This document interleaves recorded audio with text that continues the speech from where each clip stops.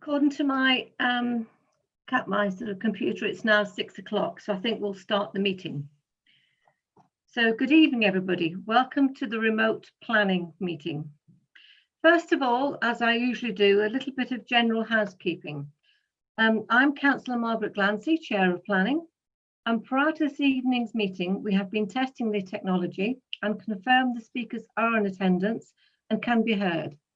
I can also confirm that I can see and or hear my fellow participating members here this evening. Those members are, I'll introduce them all to you now. Councillors Bindloss, Brown, Chandler, Faulkner, Glancy, myself, Hewson, Higgins, Holmes, Posnett, Steadman and Wood. And I'd just like to go down this list and to confirm that each member can actually hear us. So as I call your name out, if you can say, yes, I can hear you, please, that'd be brilliant. First one is Councillor Bindloss. Yes, Chair. Thank you. Councillor Brown. Yes, Chair. Okay. Councillor Chandler. Councillor Chandler. All right, I'll come back to Councillor Chandler. Councillor Faulkner. Yes, Chair. Thank you. Councillor Glancy, yes, I can hear myself. Councillor Hewson. He's on mute.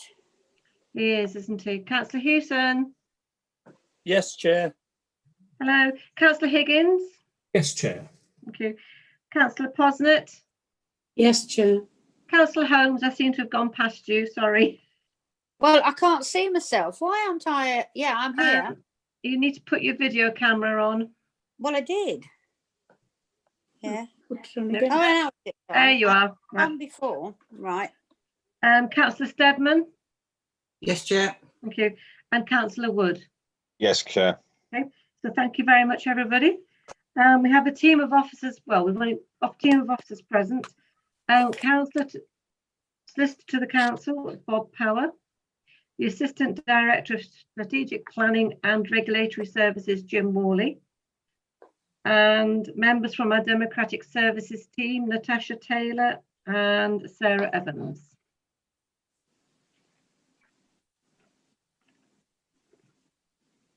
Because we are a remote meeting, members speaking, gratefully if you'd use the raise hand facility on your screen, and a member of the Democratic Services, probably Natasha, will make a note of and inform me accordingly, although I will also watch the screen on my right hand side and pick up those that have raised their hands. Members voting, please note a remote member participating in a vote will cast his or her vote as if participating in a recorded vote. I will ask members alphabetically for their vote, for, against or abstain. All microphones will be unmuted while the vote is being recorded. Following the vote, all microphones will be returned to mute. Disruption to remote conferencing. I refer you to the remote meeting procedure rules. In the event of a link failure for all attendees, I will call a short adjournment for up to 5 minutes. If the link cannot be re-established, the meeting shall be adjourned to a later date. In the event of a link failure of individual members, the remote members will be deemed to have left the meeting at the point of failure of the equipment. And if the link cannot be re-established before the end of the meeting, then the presumption will be that the meeting should continue to deal with the items provided the meeting remains quorate. If there is disruption with a member's connectivity, Solicitor to the Council, Bob Power, will determine whether a member has heard enough of the debate to be able to lawfully vote, depending on the particular circumstances and how much the member has missed. This meeting is being recorded, and remember, it is being live streamed. It'd be great if you could put your phones onto silent.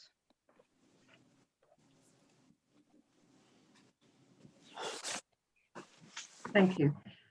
Apologies for absence. I have no apologies, and I think you're all here. To confirm the minutes of the 23rd of July, has anybody got any points they want to raise on these minutes before we ask for a proposer and seconder on them? No.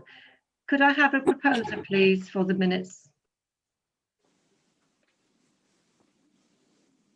I'll propose it. Councillor Higgins.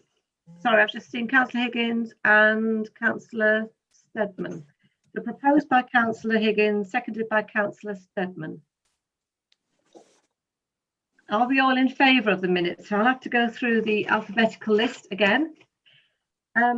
If you're for, against or abstain. Councillor Bindloss. For. Thank you. Councillor Brown. For. Councillor Chandler. You're on mute.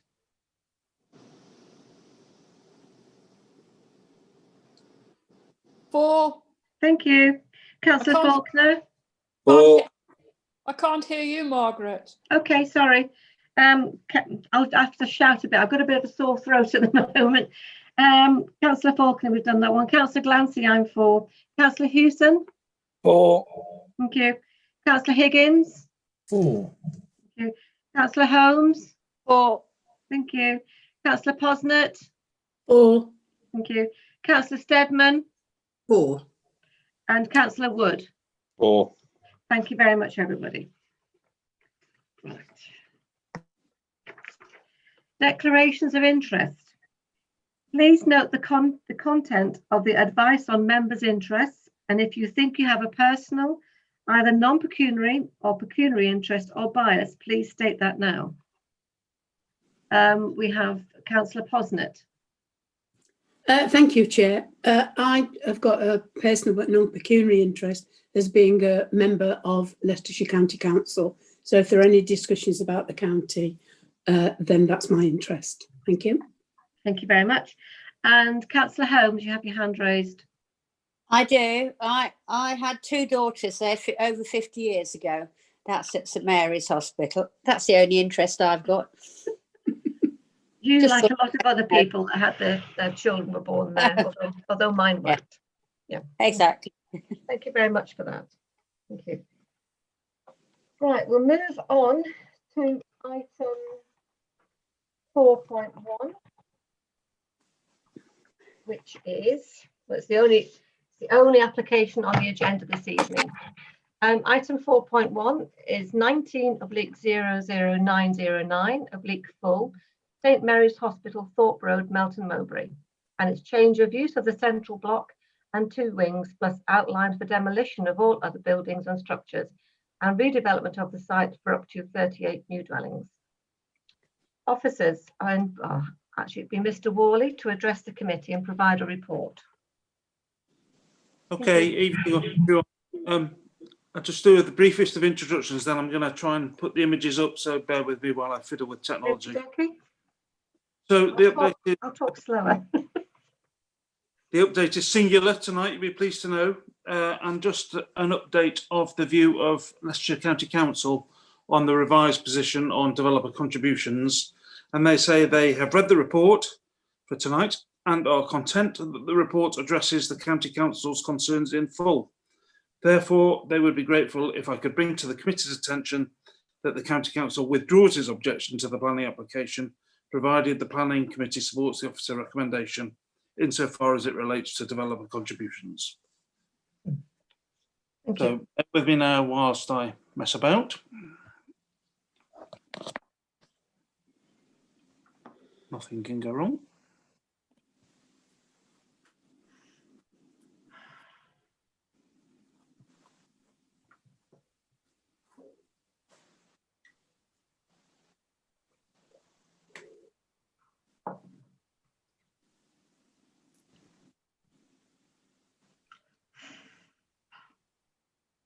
And may I check you can see the presentation in the form you're familiar with?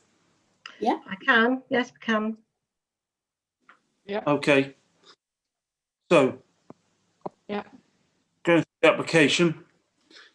And just focus on the layout here. It's quite important that everyone understands what's going on here, because this is a hybrid application in 2 parts. A full bit where we get a full array of details and you're asked to adjudicate tonight, and an outline part where they have provided us details, but it comes with that normal cautionary note that's illustrative, and therefore what we say isn't necessarily what we get.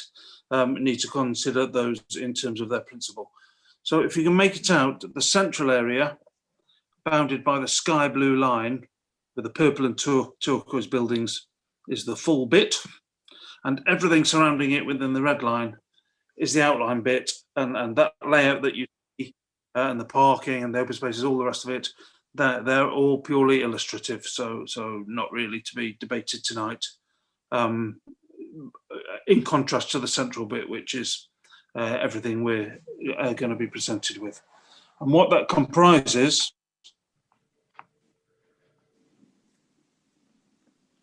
is the retention of the overwhelming majority, and certainly the historic parts of the workhouse building.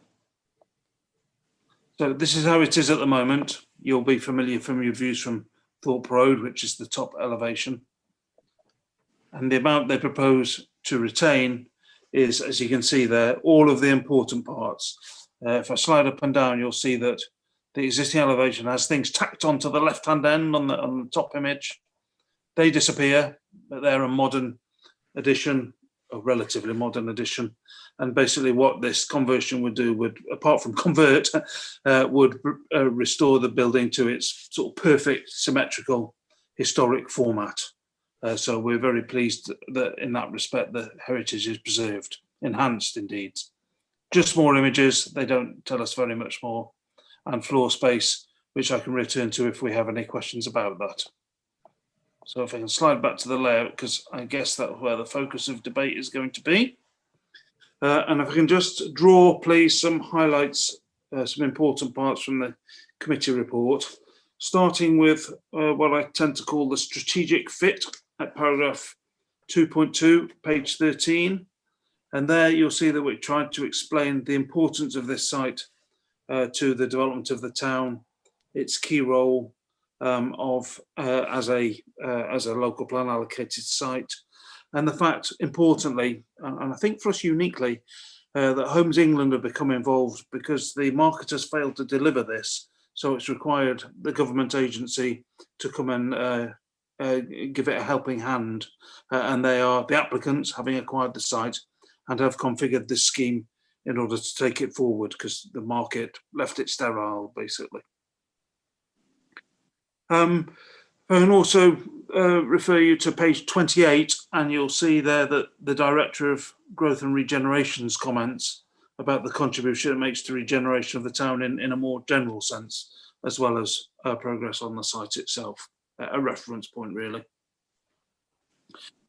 The key issues for this site as we see them, and roughly speaking in the order they appear in the report, is firstly that it's a local plan allocation that proposes or foresaw exactly a proposal like this.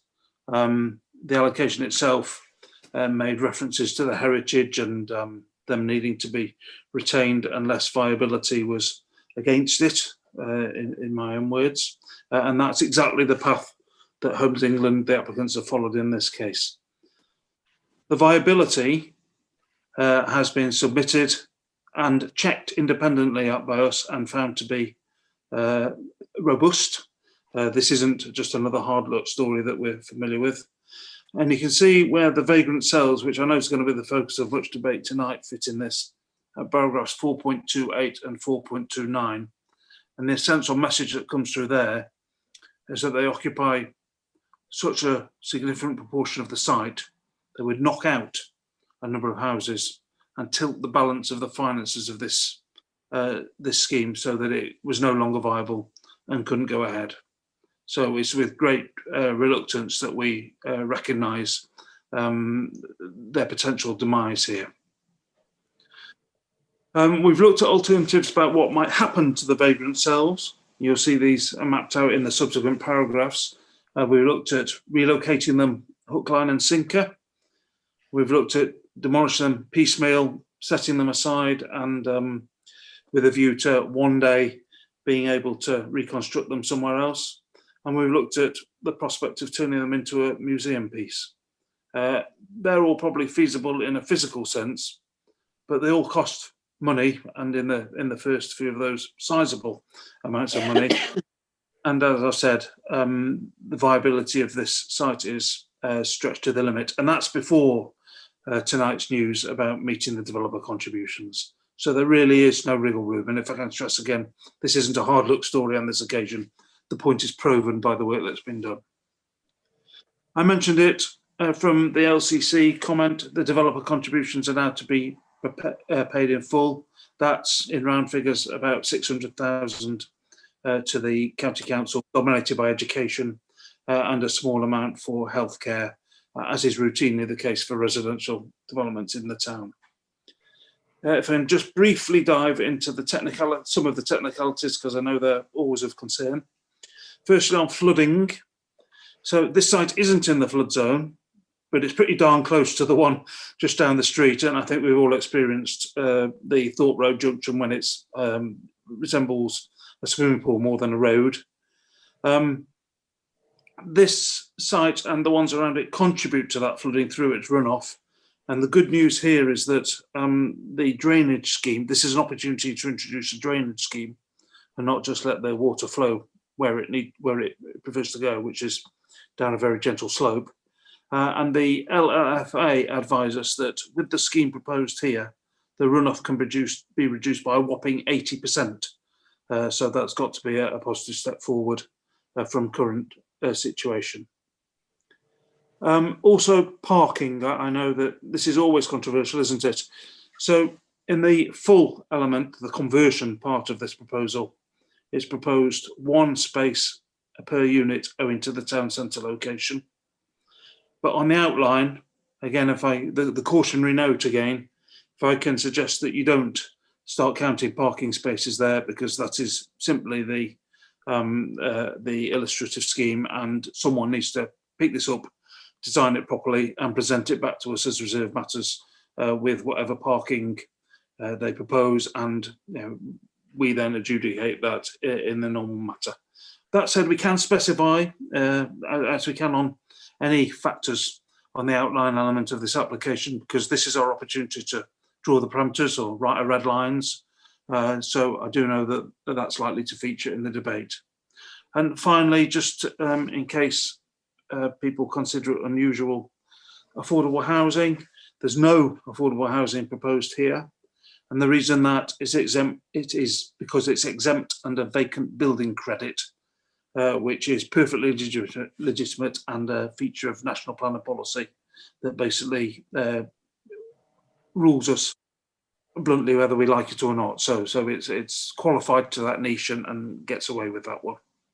So in conclusion, if I can comment, this is the fulfilment of an important site, local plan allocation, in the best way that we feel is possible. I think it's probably fair to say there's aspects that we'd like to see if in a perfect world, but it's been demonstrated in this case, we can't have everything we'd like to see due to the development finances. And of course, the dangers with this site, if nothing happens to it, these heritage concerns will take a turn for the worst, and we're likely to see the deterioration of the buildings, as well, of course, as the non-fulfilment of the local plan and the implications for housing supply that's common to all of the allocated sites. So they're the driving forces behind our recommendation for approval.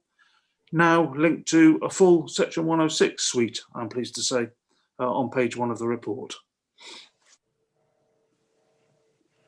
Thank you.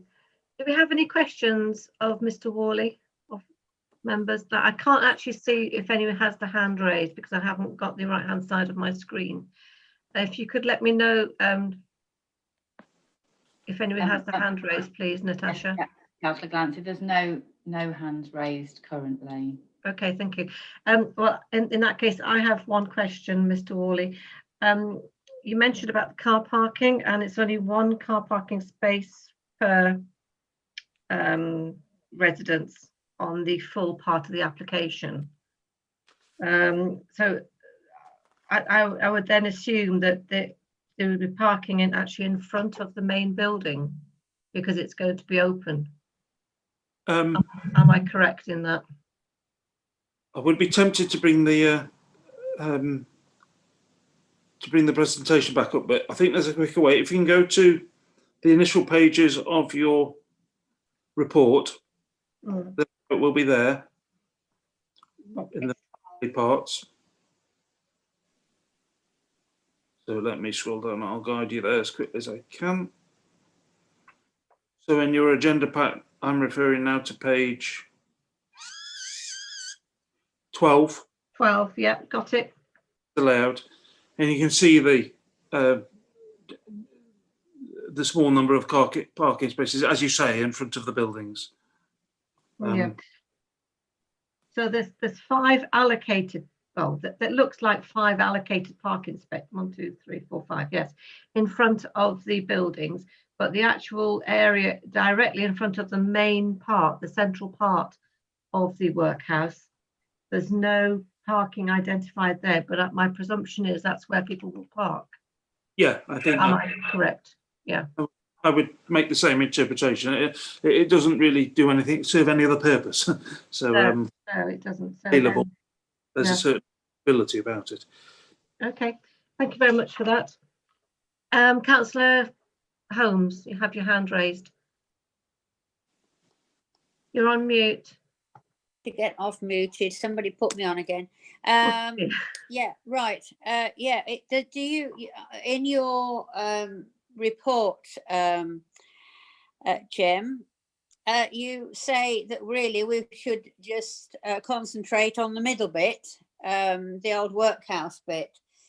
Do I take it then? You say that you're not sure. Do I take it there might not be as many houses there then? Sorry, Councillor Holmes, do you mean within the conversion or the one surrounding? No, not within the conversion, within the site. Oh. Are we saying that this is outline? So may it be not, might it not be as many houses then? Because you said that we've got to concentrate on the middle bit. Yeah, are you saying that there might not be as many houses? So this application's in its amended form to you, and the new configuration, tonight's configuration, is 8 converted bit and 30 in the land all around it. The previous version, sorry, I can't quite remember the numbers, but proposed more new build. So really, we have got to concentrate with what we've got on screen. And you know, you said about the marketing. I think I've talked to you about that. That is a red herring because that wasn't done properly. So you know, but we don't want to talk about that now. No. But you know, so we have got to concentrate on everything. Yeah, but in 2 different ways. There's two adjudications to make here. One, the full element, which is normal rules for a full application, every single aspect, and then the outline element, but at the same time, which is normal for an outline where we're dealing with limited information. Right. Thank you. Thank you. Thank you for that. Well, thank you very much, members and Mr. Worley. Right, we have 2 speakers on this application this evening. The first one is Mr. Glyn Cartwright, who's a resident of Melton Town. If you'd like to bring Mr. Cartwright forward, please.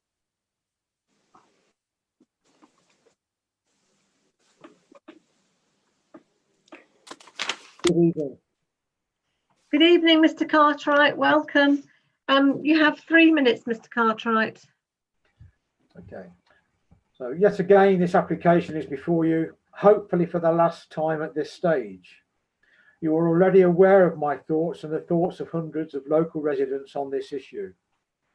We agree with the proposition to retain the central section and the 2 outer wings of the former Union Workhouse. In an ideal world, we would like to see the vagrant cells retained, renovated and turned into a tourist attraction for Melton. However, we realise that financially this is unlikely to happen, meaning we could lose yet another important icon of our town's heritage. There has to be a way to preserve this part of our heritage. To that end, we suggest a compromise solution, which is the developer be allowed to carefully demolish the vagrant cells, then rebuild 2 cells, complete with the original front door at another publicly accessible location at the front of the site. A seating area to be created adjacent to the preserved cells, and a boundary wall with depiction board detailing the site's history should be built using the original bricks.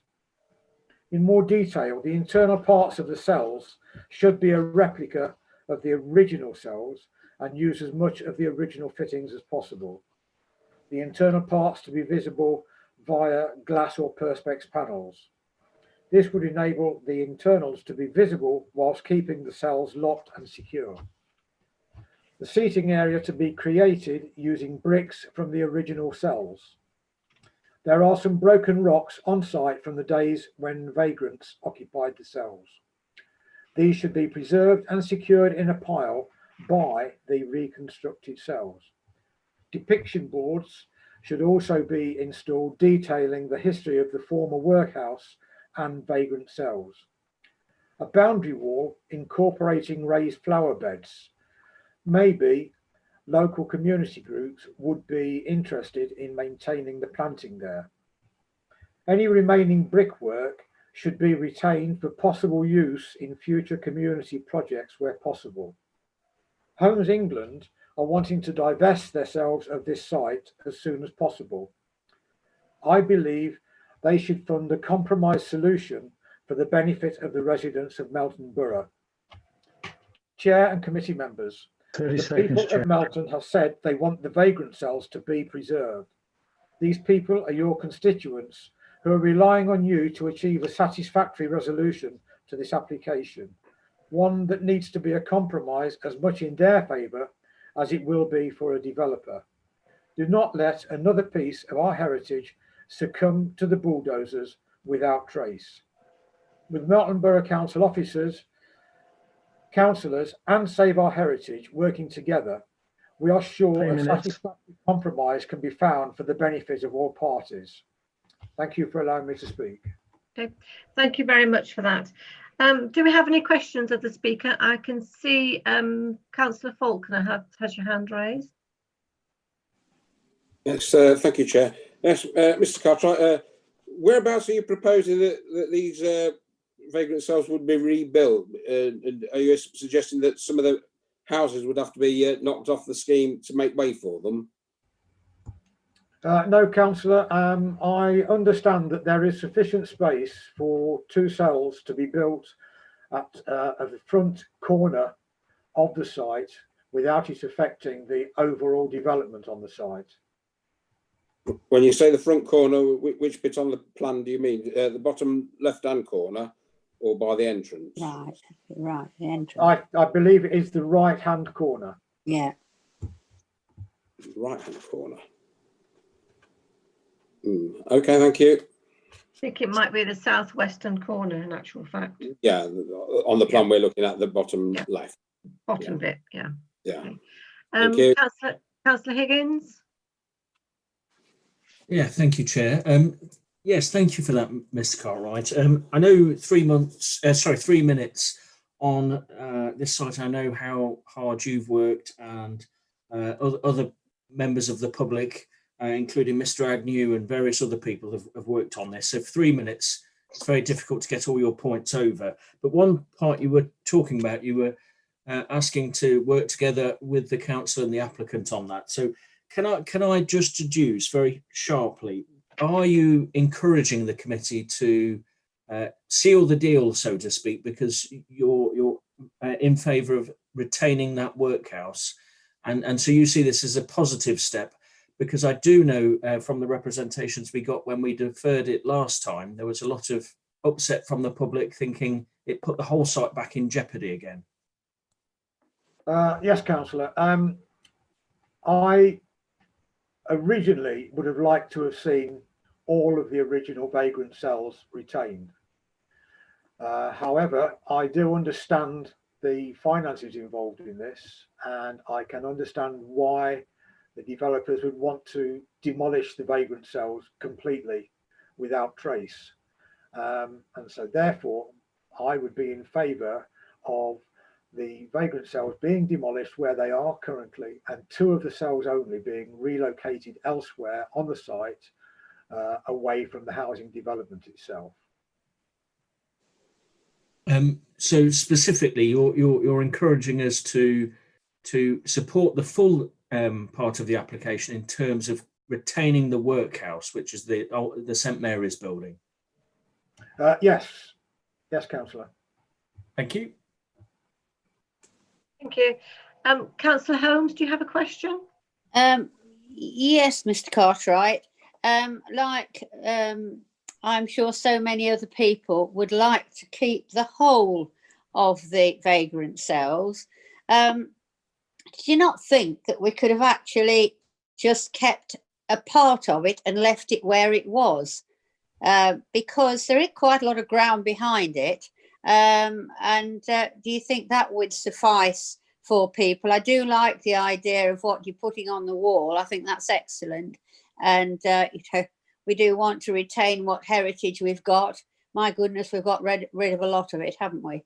I just wondered if you would have also just been in favour of keeping, say, half the building, whether that would have been something that you would have also agreed to, if it were possible.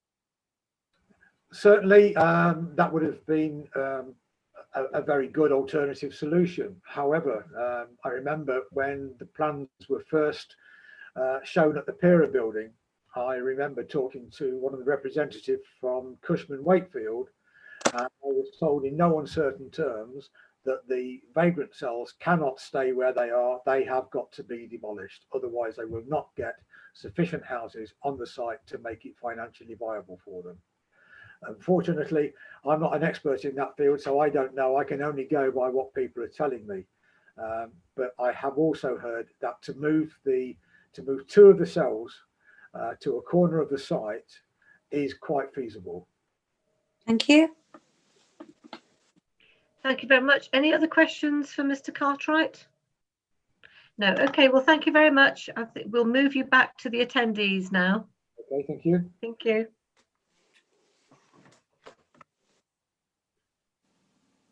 Our second speaker this evening is Mr. Mark Jackson, who from Cushman and Wakefield, who's the agent.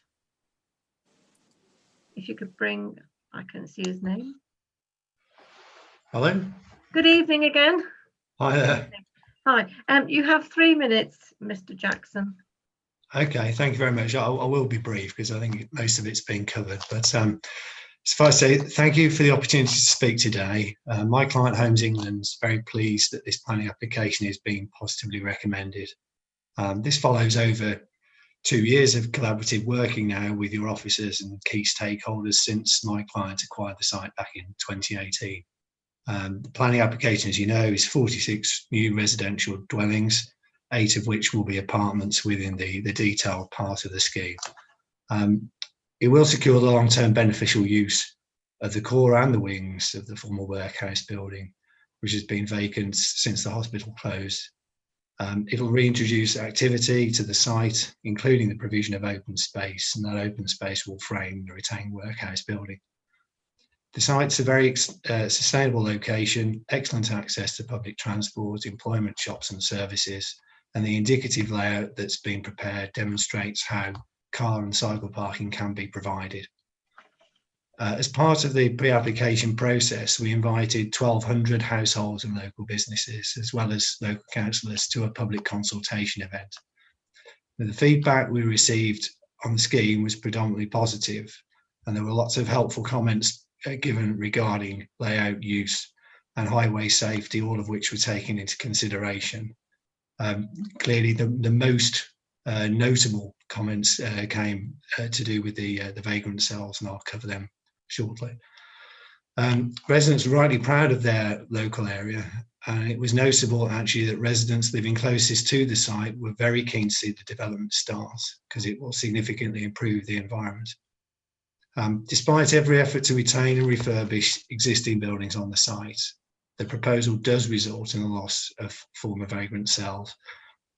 Working with the authority and statutory consultees, we have thoroughly investigated all options.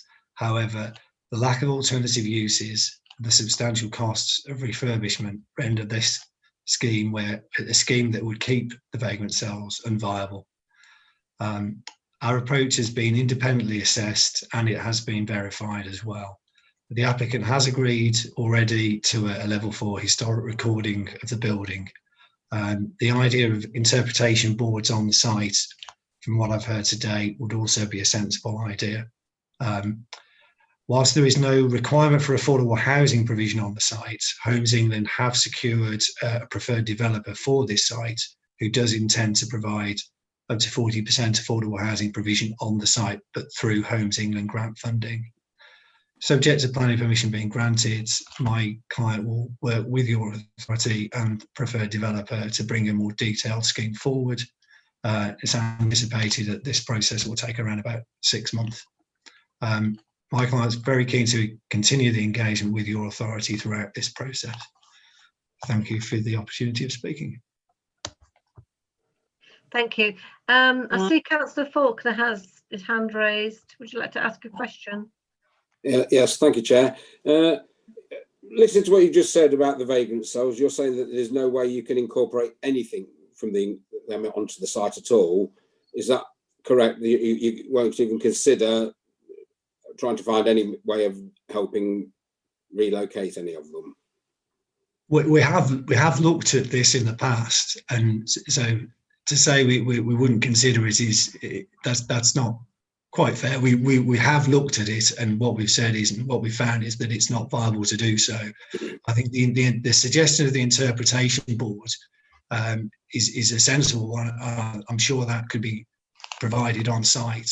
The other alternative that's been suggested today is the first time I've heard that, but we have looked at either keeping part of or rebuilding other parts of the building elsewhere, and there is a substantial cost to that, not just in terms of doing that work, but of course maintaining it and ensuring you've got a building that is ultimately not used permanently next to residential dwellings. You need to make sure that those two uses work properly, and it doesn't just start to attract difficulties, vandalism, etc., etc. Yeah, well, thank you for that response. So really, truly, if anything was going to be done to preserve them on the cost side of things, it would require funding from elsewhere then, such as the historic people that have to raise it themselves. Yeah, that's correct. Yeah.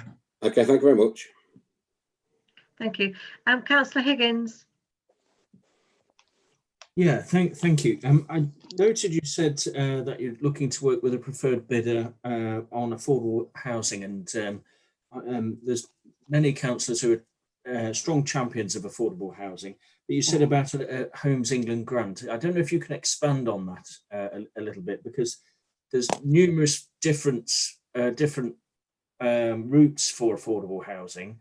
But I'm very conscious here of, obviously, I'm detecting that the primary objective is to save the heritage, and obviously because we're not approving any affordable housing, but if we're being asked to consider that's part of what you're looking to do as a detailed scheme, equally as well is on the affordable housing and the grant. I'd just like to understand that a bit more. Because the housing mix on this particular site will be important, and whether that, if we didn't feel it was right for this site, whether it would be an off-site contribution. Sure. Okay. Well, I mean, this planning application doesn't include affordable housing, so the proposal is for zero. What we're saying is that the developer could provide affordable housing using grant, but this planning application is for market housing only. Okay, so basically we're just not to consider anything about affordable housing then. So no, so I didn't mean to confuse. I just wanted to point out that whilst there isn't affordable housing provided as through the planning application, there is still the opportunity for affordable housing should that come forward as part of the detailed scheme. Okay. Because there's grant available, which is given outside of where schemes don't require, or where you're providing affordable housing over and above what a Section 106 would dictate that you have to. There is grant available, as I understand. It's not my area of expertise, I must be honest. Oh, okay. Because I was just about to say, is this grant only for shared ownership or affordable rent? That's what I was, because there's many other forms of affordable housing. Yes, there are. Yeah, I don't know the answer to that. Okay, that's fine. Thank you, Chair. Could I suggest then that we perhaps need to dismiss that element of it, Councillor Higgins, because it's not sort of set in stone and it is just a discussion point. So moving forward, Chair. perhaps I just think we need to dismiss it. Thank you anyway. Councillor Holmes. Thank you. If I could just have a word with the speaker. He obviously is not the developer, but the facilitator. Is that not right? Wherever you are. He's the agent. I'm afraid I'm not even that. Agent. You're the agent. So the agent puts as many houses into an area as they possibly can. Now then, it is very odd. I have been looking, it's very easy to do, on the website today. This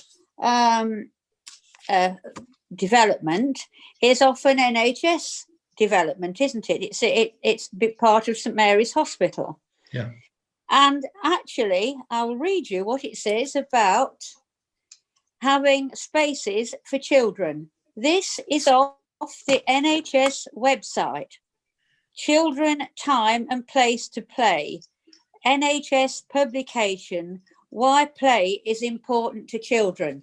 And that is this tight area. I cannot believe that anybody wants to put something as tight as this. I don't know why you want to, and I'd like to know why you want to do this as tight, because there will be children. And that the other thing is, you're absolutely sure that you have got the flooding area properly, have you? Because I can give you telephone numbers, etc., for actually recovering from flood, public health recovery, and I've got all telephone numbers about that, because it is dreadful. I live at that end of not in Melton, but I know it very well. That's all. Perhaps you could answer, please. Okay, I'll answer the flooding bit first. I mean, the site's outside of the flood zone, as has been explained. The lead local flood authority has assessed the work we've put in. I'm not an engineer, I'm a town planner, but the engineers have looked at the site, and there is an opportunity that is available within the scheme to vastly improve the drainage from the site into the local area. So actually we're going to reduce the amount of surface water draining off the site, and therefore reducing the risk of flooding. So that's our requirements as a new development should do that, and the scheme is capable of achieving that through a drainage strategy. It's been verified and checked, so yes, we're comfortable that we've looked at it correctly, and so are the authority of your officers. In terms of the density, I acknowledge that new housing developments tend to be a little denser than older housing developments. Having said that, this is by no means a cramped site. It's typical of developments that we're working with on across the country, and you'll see similar in your authority area as well. My client is Homes England. Homes England are a government agency tasked with delivering housing across the UK. So they aren't the developer, they will appoint a developer, and ultimately the developer will design a detailed scheme, and that scheme will be before you for consideration in due course. Developers did try to buy the site, private developers did try to buy the site, but they were barred from doing that. Perhaps you don't know that, but that's a fact. I didn't know that, no. I've been instructed by Homes England. Okay, yeah, right. Does Thank that you. answer your question, Councillor Holmes? No, it doesn't, because we think we're in a pandemic, a COVID situation, and we know that closer proximity to people is absolutely, well, the ultimate in how dreadful this pandemic is. And I honestly think that if we're going to have something like this, then we've got to be very seriously thinking about it. And I would hope that Mr. Jackson realises where I'm coming from. Thank you very much. Thank you. I think there's no more questions for you, Mr. Jackson. So thank you very much for coming along this evening.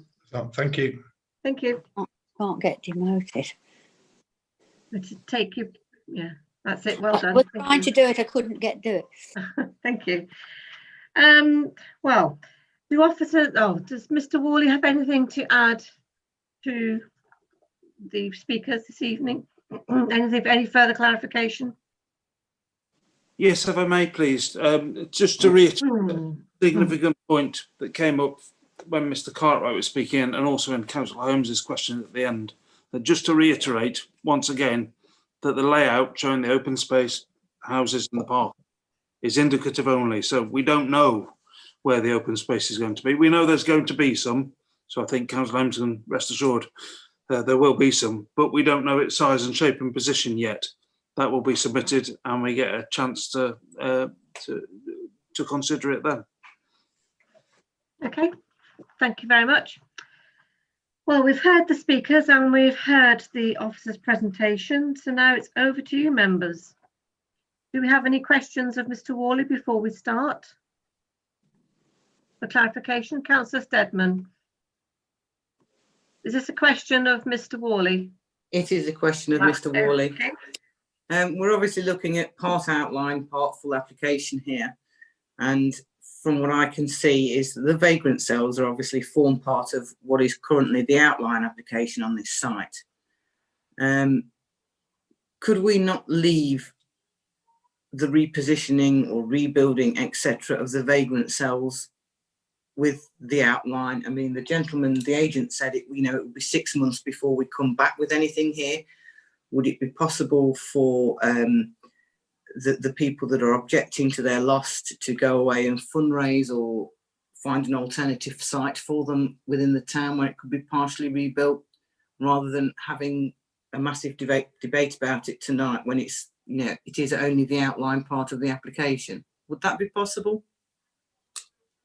I'm struggling to find a pathway that takes us there. I mean, the minute you say that the vagrant cells are to be kept or to be the decision to be postponed, it immediately casts into doubt probably 8, 10, maybe 12 of these houses. Sorry, no, I wasn't implying retain them there. I was merely suggesting that this 6 months breathing space would give the historical people a chance to find an alternative place for a section of them somewhere else, not on the site. I mean, they're not going to be demolished tomorrow if this gets a permit tonight, are they? So it's giving that time period for between outline and reserve on that part of the site. You know, okay, well, some wiggle room, basically. It's probably a natural consequence based on what Mr. Jackson just said, isn't there? So everyone present here tonight will have heard that and knows that there's maybe that much time to play with. I might add there's been 18 months already and nothing's come forward. But if it can come forward in the next 6, that's great. And I'm sure in those circumstances, if someone steps forward with a scheme to relocate them or store them, or all those alternatives we've looked at, Homes England would take their hand off, quite frankly. Thank you. Thank you. Councillor Chandler, I think you were next. Have we started the debate, Madam Chairman? No, we're still doing questions, Oh, as far as I'm aware. I got my hand up for the debate. Sorry. Councillor Higgins, was this a question? No, it was part of the debate. That was all. Okay, well, we'll start the debate now. So that'll be Councillor Chandler. Thank you. I'm afraid this application doesn't tick many boxes for me. I have grave concerns over 3 or 4 issues. One of them is the lack of parking space. I remember very, very well some years ago when the government of the day introduced this scheme where you didn't need much parking and the use of the car would become unnecessary in towns and built up areas. Well, it's never happened because public transport has got less, not more. And I just wonder how many people who bring all these things forward would want to walk from Morrison's with 2 bags of shopping back to Thorpe Road. They'd want a car. And this is what the problem is going to be. I can see every house will want 2 cars, or the majority of them. So I have grave concerns about the car parking arrangements and the use of the car. Open space, I absolutely agree with Councillor Holmes. We must provide more open space on developments. COVID has proved that to us all. If I hadn't have had open space in April, I'd have gone mad. I mean, I'll be quite honest with you. We've got lots and lots of mental health problems in my ward. We've got the mental health officer helping us at the moment because people have stopped in that they're that afraid to come out now, which is becoming another problem. But we've got to give people areas to play. Children, the government is saying they're obese because they're not having enough exercise. Well, the more you limit exercise and garden space and play areas, the more fat the kids are going to get. I mean, we all appreciate that. So there's not enough open space for me. I'm quite concerned about the swifts. I can't understand that there's only 7 swift nests. I've got 12 on the front of my house that are really active. And I think there are far more swifts there than has probably been accounted for in the report. And I come back finally to public transport, because public transport, it's dying, sadly. I mean, nobody wants to go on public transport now because of the COVID business. We haven't had a bus in my village for 10 years. They've suddenly started coming looking for trade. Does anybody want to ride to Bottisford? Does anybody want to ride to Grantham? That hasn't happened for 10 years. I mean, we're in a very sad state. And if we're going to rely on public transport, the work in Melton is nowhere near Thorpe Road. I mean, people aren't going to walk to Leicester Road to where the industrial site is. And we're not doing enough in the town to promote commercial growth. I mean, we've got units at the planning stage in Bottisford that have all been let. I can't understand what's happening in Melton, why somebody isn't taking the ball by the horn and getting on with it. But no, I can't support this application as it stands. I'm sorry. Thank you. Thank you. I believe Councillor Higgins was next. Yeah, thank you, Chair. I'm very conscious. This has been rumbling on for many years, and I've only been elected for 5 of those years, and I think the report very much details the crux of this particular site and its history, which has virtually all been abandoned by the NHS since 2010. So I will ask my fellow members to forgive me for talking a little bit about the history. Some who would have been on the same journey as me, and some of you would have been on it a lot longer, especially the ward councillors, Councillor Glancy and Posnett, who are on this call. It was, I believe, in 2016, the officer, which was Toby Ebbs, presented this report to us because he understood that the NHS was very about to raise this whole site to the ground. And it was at a severe risk, and as it being a non-designated heritage asset, no one could do anything. So I do read sometimes very disappointingly on social media or whatever, people think that the councillors don't care or don't listen. Well, to be honest, is this the only reason we have this application here, and we have an opportunity, a golden opportunity. In fact, I think it's the last opportunity to save that workhouse is tonight. I think anything other than permit that workhouse, we severely risk it going completely, because nobody needs to retain it. There's virtually no legislation to say we need to retain it at all. But the Article 4 that we slapped on the NHS, and if those members and colleagues will remember, the NHS threatened to sue Melton Borough Council for doing that. Well, we didn't listen to those threats and bullying tactics as much as we haven't listened to other bullying tactics and threats before. We've stood up for what the public wanted, and we asked the public to let us know what their thoughts were. and they've known for many years about the vagrant cells, and I think that's transpired into what Mr. Cartwright has been doing, working with members of the public, which I commend him on. So if it wasn't for the work of the officers and councillors, this opportunity to save the original St Mary's building wouldn't be here. And so we've really got to consider what we are to do. On the outside of it, as Mr. Worley was saying, it's outlined. So we've got to take it with a bit of a pinch of salt. And I do acknowledge what Councillor Chandler was saying earlier in terms of density. But this isn't high-storey buildings or three-storey flats or anything like that. This is from the indicative part. And I think it is important to keep the gardens on here, as Councillor Chandler was saying. I also know, since we were deferred it last time, because obviously there were various other threats that the council had received in terms of that, but we have to just judge this on what local and national policy, not necessarily what other people think we have to decide it on. And this is why the leader, Councillor Orson, has worked personally and tirelessly to secure and make sure that this application meets its Section 106 agreements for the County Council and the NHS. So I'd like, commendable work that is. So that one's now gone. And despite the viability appraisals, which really, if it wasn't for the Homes England, basically an arm of the government, we wouldn't be here now. We would have someone who'd be flattening all these heritage buildings that we value, locally we value, but nationally nobody values for whatever reason, which I don't agree with. And so I see this, bearing in mind it's been going on for, well, over 10 years, but as long as I've been a councillor and since we've put the Article 4 directive on here, it is now 90 minutes is up. We have a penalty in the last few minutes of injury time. It's on the spot now. Are we going to stick that ball in the back of the net and finally save the St Mary's Workhouse building that we all know and love?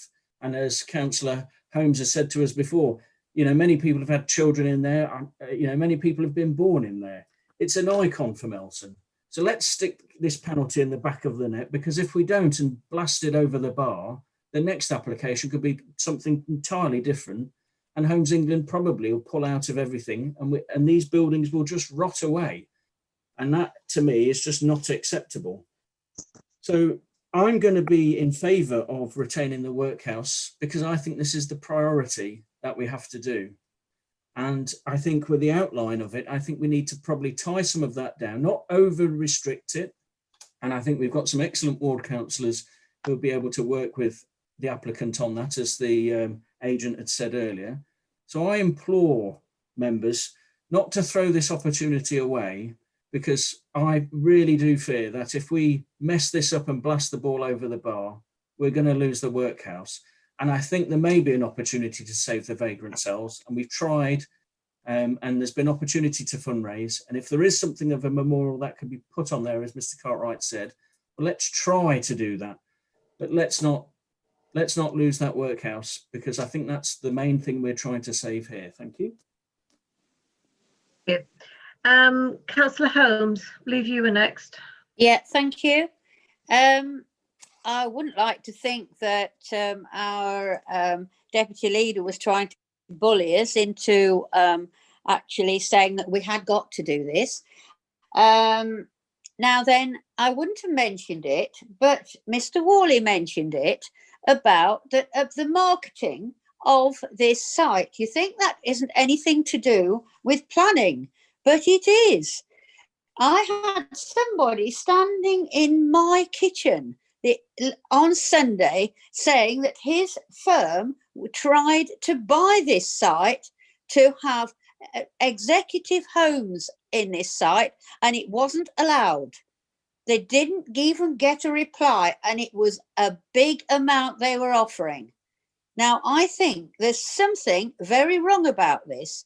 I'm very concerned about it, because, and I cannot go with it when we are, I know it's only outline, but those houses are crammed in.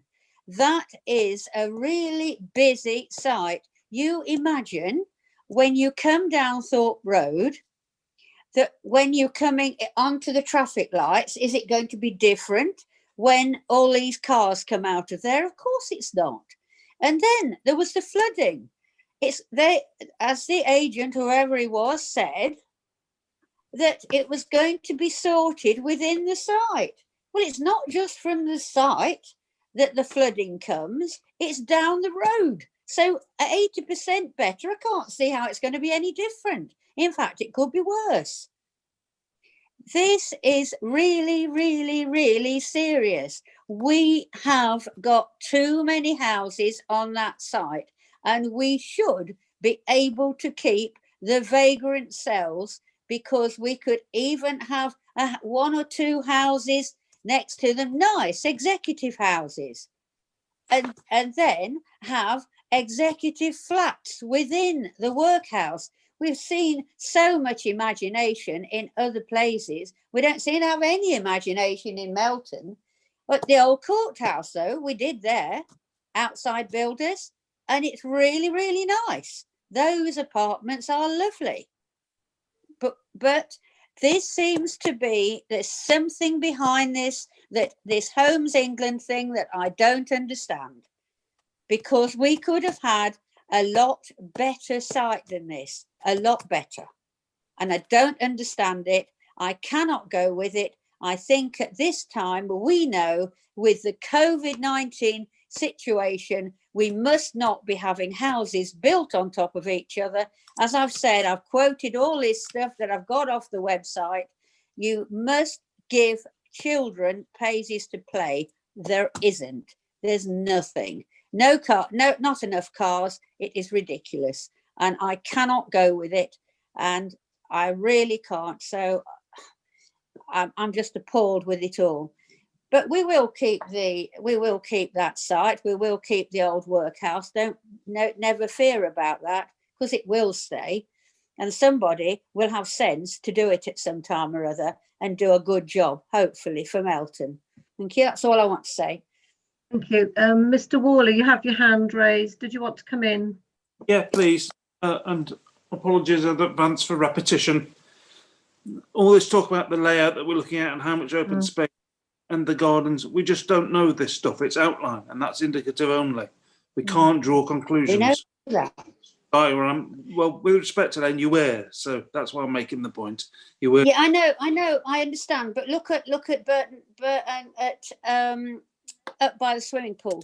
That was an outline as well, and there was nothing there. I just don't understand why we're doing this. We have got to think so much in the box, in the proper box. That's what, you know. I'm not trying to get at you, Jim. I'm not at all. I'm just thinking and looking at where it is. It's ever such a busy road. I went down there this morning myself, and that wasn't in a particularly busy time. And we were ages getting down to the traffic lights, and that was about 11:15 this morning. And you imagine other cars coming in and out of there. It's. Yeah, Chairman, I thought you invited Jim Worley. Did you want to come in, Bob? You're on mute. Oh, am I off? No, it's just, I thought the invitation was for Jim to comment, and he's made a sort of short comment and then been cut across by Councillor Holmes. So I think Jim should be allowed to have his say, and then members can comment on that. Yeah, quite right. I thought I was just answering, actually. Yeah. The other point I wanted to try and clarify is about flooding. And whilst the debate was ongoing there, I checked it, and pity I can't display this. So just to make sure I was getting all the facts right, it's really important this is understood. Point A is the site, except for the tiniest, and we're talking like 5 square meters here, isn't vulnerable for flooding, but its runoff contributes to the flooding that's nearby. And where there's an opportunity here is that an engineering solution can be employed, because they're digging the site up and redeveloping it, to control that runoff and reduce it by 80%. That's not the same as saying the flooding will be reduced by 80% or it'll go away, just that this site's contribution to that flooding can be reduced by 80%. Okay, thank you for that clarification. Mr. Power, you still got your hand raised. Did you want to come back with anything? No, okay. Councillor Brown, you have your hand raised. Yeah, thank you, Chair. Sorry, Chair, I think you missed me as well when I did want to ask a question of Councillor Worley. Is that okay to go back? Yeah, go ahead. Sorry, Jim, I just want to clarify something before and then I want to make some comments, if that's okay. Could I just clarify if we are able to put a condition on in regards to vagrant cells? Is that in line with protocol, etc.? Okay, if I'm answer in a legal sense first, to say that yeah, I think it's legal so long as it's in the context of something happening to it on the side. That's okay. Yeah, thank you, Jim. Yeah. The consideration of it is the context of to my mind, is the context of the whole application, which is, as we've heard times, that there's no spare money. Yeah, no, appreciate that. Okay, that's absolutely fine. Okay. Okay, right. In relation to this application, in my view, is that if I can listen to the concerns, etc. I understand the concerns that people have with in relation to the site. This has been going on a long time, yeah, and I do think that it would be we would not be forgiven if we go out of here tonight and actually have this site absolutely demolished to the ground, which is very likely to happen. Yeah.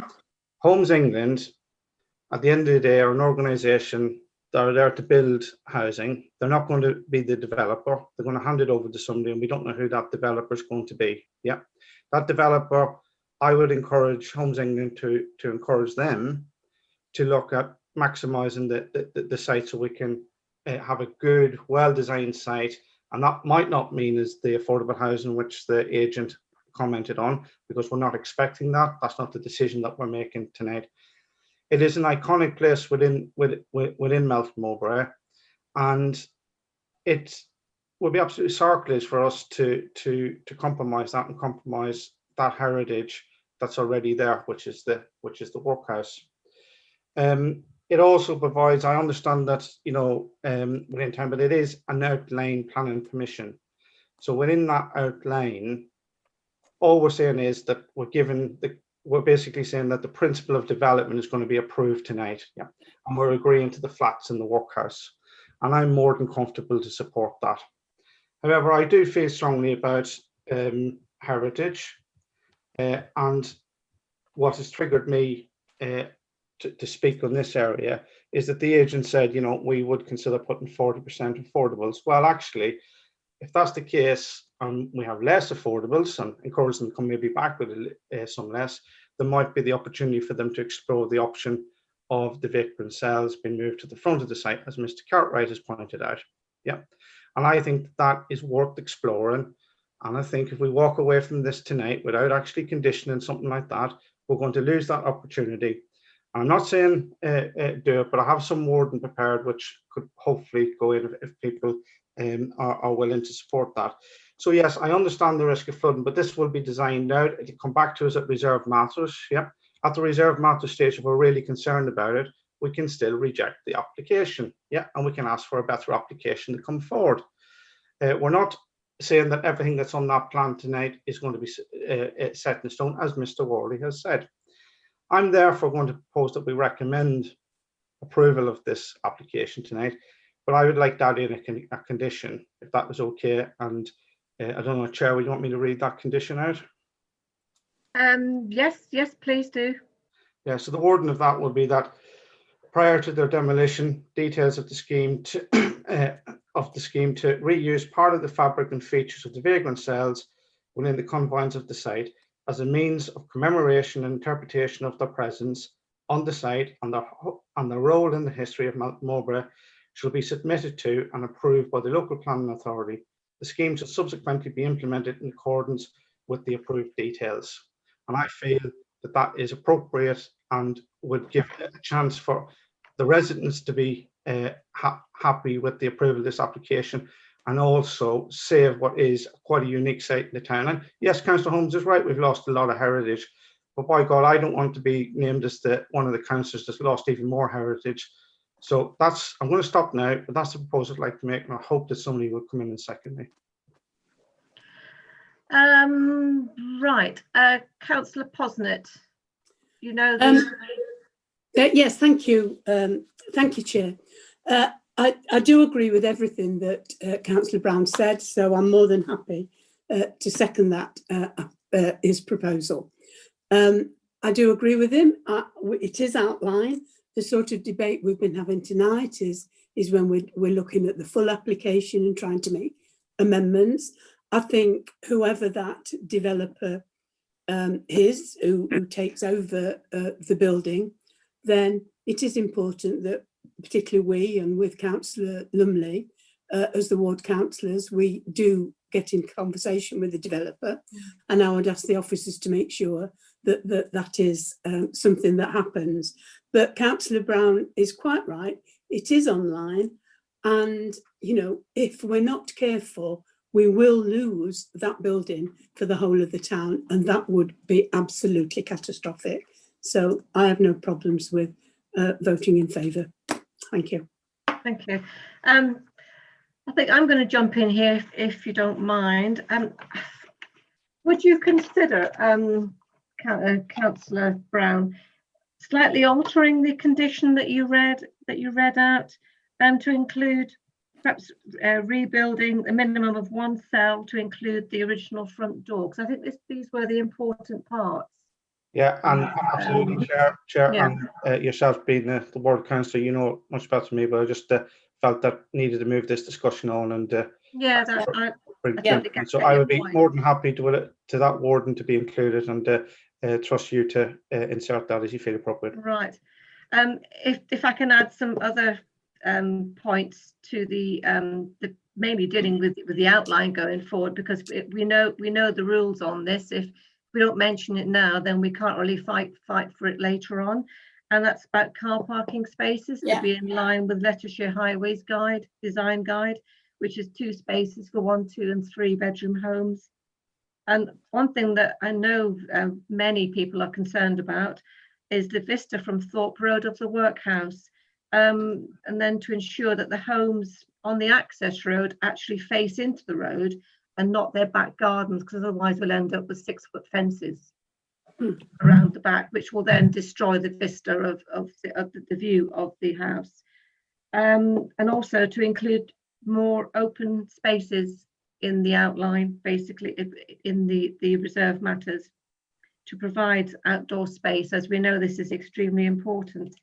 And one thing I did pick up when I was looking through the report and the many other things online was about the windows closed solution. I know we've perhaps brushed on this before, and I think that really perhaps should be avoided, because people do want to open their windows, and if you can't open the window, I mean, to get fresh air into the home, it's pretty poor, isn't it? And I know we've discussed it before to say often it doesn't actually work very well, these new systems for windows closed solution. And also that one of the main things as well is the majority of 2-bedroom properties really should be for 4 persons, not 3. And that was one of the main things the housing officer picked up as well. Yeah. So yeah. Does Mr. Worley want me to go over all that again? Only to, if I can make sure I understand where you're going with this. So you want to build a short list of parameters to impose upon the reserve matters? I do, yes, please. I've got them all. Yeah, it's. I can send you the list because I've written it all down. If that helps. Oh yeah, afterwards it'll help with the minutes. Yeah. Okay, right, that's brilliant. So if the proposer and seconder are willing to accept those 2, can I have your confirmation, please, Councillor Brown? Right. Are you willing to accept those parameters for the reserve matters going forward? I am, Chair, yes. Okay. And Councillor Posnett? Yes, I am. Okay, thank you very much for that. Right, shall I move? So I've said my bit now. So one thing I was going to say that I did read in the government white paper that's come out about planning, and I feel I have to mention it as Homes England are involved with this evening. I must add that I note in the recent government white paper, Homes England are are going to be leading by example by updating objectives to give a greater emphasis to delivering beautiful places. Something, in my opinion, what we see in front of us, this indicative plan, does not achieve. So let's hope that they do take our comments on board this evening, and we do have a much better plan in front of us. Yeah. I dare say they may have to relook at the housing mix to achieve that, but that's something for reserved matters. Thank you. I'll stop now. Mr. Power, you have your hand raised. Chairman, it's just a small point. I just got the impression from some of the comments that have been made that members are taking the view that because the agent for the application said that there's a possibility of affordable housing subject to grant aid, that there may be some financial scope. But my understanding of it is that the affordable housing would only come if there was grant aid, such that the grant aid would deliver to the developer something equivalent to market value. That's my understanding. Yeah, which is why I think I said earlier on that we perhaps need to discount that and not have it within the debate this evening, because it's not sort of defined, is it? Councillor Steadman, you had your hand raised for quite a while. I'm sorry I jumped in. Surprisingly, it was to do with parking, Chair. You picked out rightly the parking on the outline. I was looking at the full part of the application, and on the original plan for this, I think there were 10 spaces, and we now see before us 5. Now, I agree with what's been said before by Councillor Brown and Councillor Posnett, but I would also like to add a condition that, it does appear that on this full part of the application, that there is potential there to put some more car parking spaces in. Would we be able to condition that? And would Councillor Brown be willing to add that onto his list of conditions?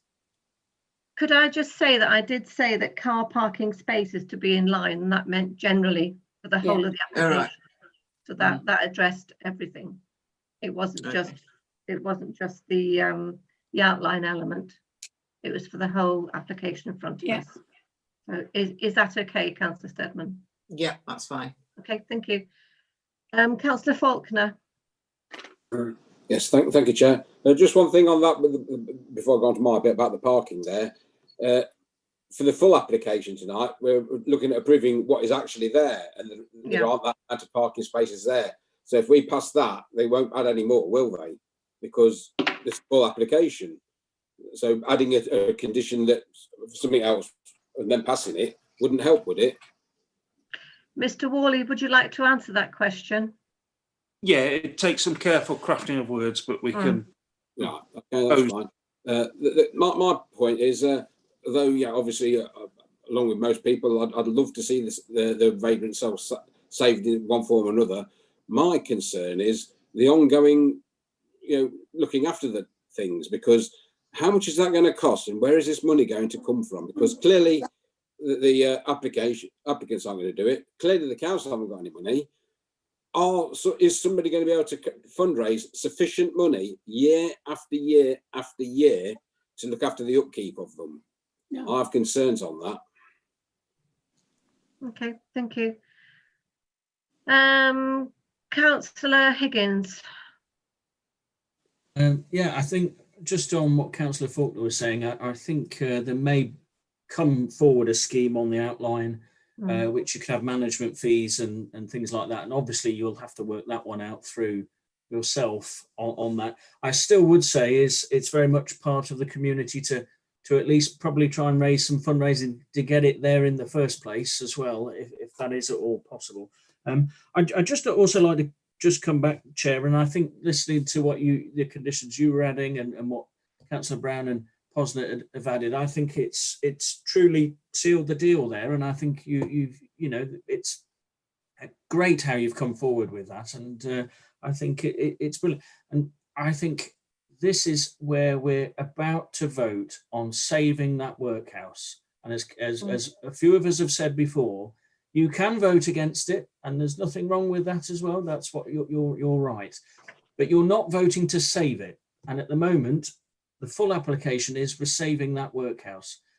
Anybody else, any other applicant could come in, and they don't have to save it. That's my view of reading this report. So we've got the opportunity now, and I think it is a huge asset to the town, and I will be voting for the proposals you've all crafted together. And as I have confidence in you as ward councillors, Councillor Glance in Posnett, I know Councillor Lumley puts representations in as well. I think you could get the outline working with Homes England absolutely spot on as well, and I look forward to when it comes back. Thank you very much for those comments, Councillor Higgins. Right, one thing I would say, could Mr. Worley, could you make a note that hopefully we can work with Homes England going forward, as we do with other applications, to in relation to the reserved matter application? Yeah, certainly. Okay, thank you very much. That's brilliant. Do we have any other comments for this evening? Nope. Okay, well, we've had a resolution to permit with a number of conditions. Do you want me to read them out, or have, or would you like to read them out, Mr. Worley? Or do you want me to do it? I think it would be to my benefit if I can read them out to check I've got everything. Yeah, okay, that's brilliant. Thank you. Motion with Councillor Brown's condition, which I won't read in full, but basically required a scheme to retain part of the cells elsewhere on the site.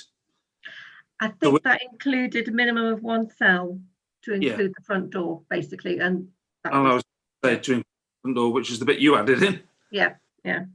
Then we had for the scheme overall parking to the recognised design guides standards. Yeah. We had that the houses flanking the entrance road that forms the vista should face it, not turn its back to it. Yeah. And we had that the site must include some open spaces. Yes. And that's all I got on my list. Oh, and one thing I picked up was the use of the windows closed solution for noise mitigation to be avoided, basically. That to be added onto condition 11. I think I've just got that now. And Councillor Glancy, didn't we say something about the houses should be for 4 people, not yes, 3? That's the next one. Oh, good. The next one is, I think, just looking at the report, adding on to condition 20, majority of 2-bedroom properties to be for 4 persons. I think condition 20 says to fit in with C2 of the local plan.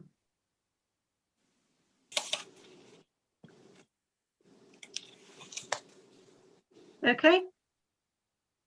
Yeah, thank you. I've got all that. Thank you. Right, that's brilliant. Councillor Holmes, did you want to comment? You have your hand raised. You're on mute.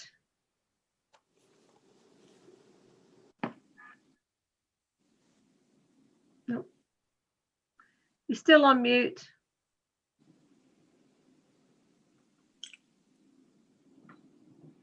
Right, I'm not now. Oh, hello. Yeah, I want something put in there, if you can, about the way the traffic is coming out onto the Thorpe Road. I mean, I know what everybody said, but it is something that is vital. I don't quite know how we're going to get out onto the Thorpe Road. It's something that you've got to think about, and I don't know how it's going to be done. And as you quite rightly say, so many times at Outline, we're told when it comes to full permission, oh, we didn't say that, or we didn't say this. And we've got to somehow realise how we are going to get out and into the site, because it's really going to be difficult. That was why I didn't want so many houses there as well.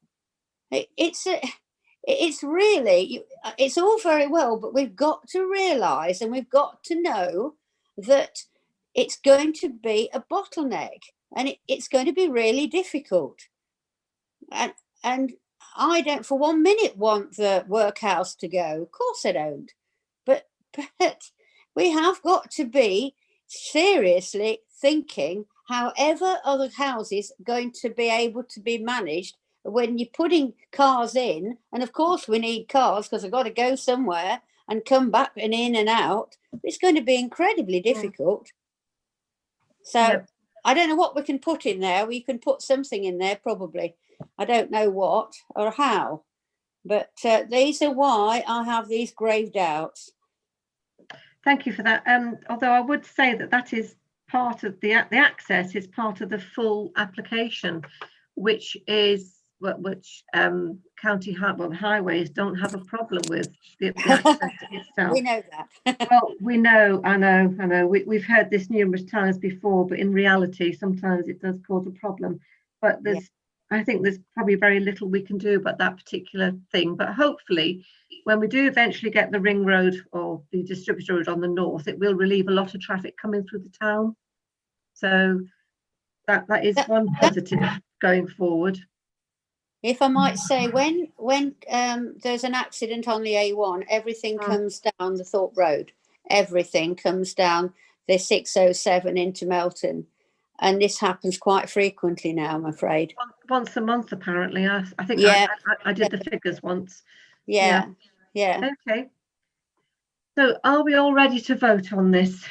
Yes. Now that we've Please. identified the conditions which we want to add, and also in line with the ones already recommended by the officers. So as normal, I will go through the list of members and ask for your vote for, against or abstain. The first councillor is Councillor Bindloss. For. Thank you. Councillor Brown. For. Councillor Chandler. You're on mute.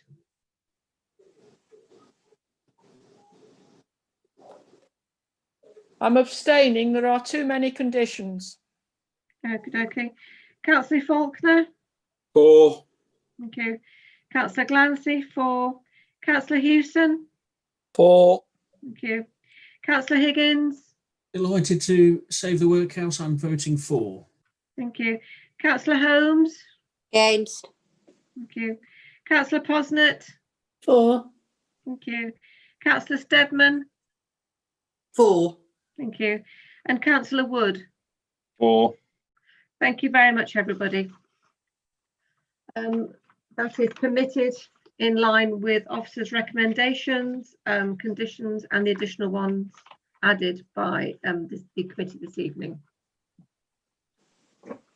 Right. Item 5, urgent business. I don't have any urgent business this evening at all. So I think we can safely close the meeting unless anybody wants to add anything. Oh, Councillor Steadman, I can see you just raised your hand.